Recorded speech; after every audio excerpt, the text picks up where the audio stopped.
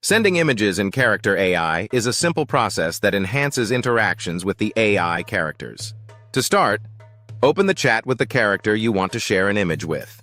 Locate the attachment or media icon, typically represented by a camera or picture symbol, within the chat interface. Clicking on this icon will open up a prompt to select an image from your device. Browse through your files, choose the image you want to share, and confirm the selection. Once the image is uploaded, it will appear in the chat feed along with any accompanying text you choose to add.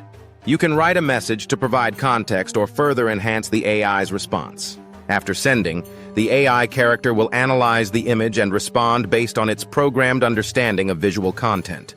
This feature is especially useful for sharing photos, memes, or illustrations, making conversations more engaging and allowing the AI to better understand context through visual cues. The AI's response may vary depending on the nature of the image, so feel free to experiment with different types of images to see how the character reacts. Ensure that the images are appropriate, as some content may be restricted based on the platform's guidelines.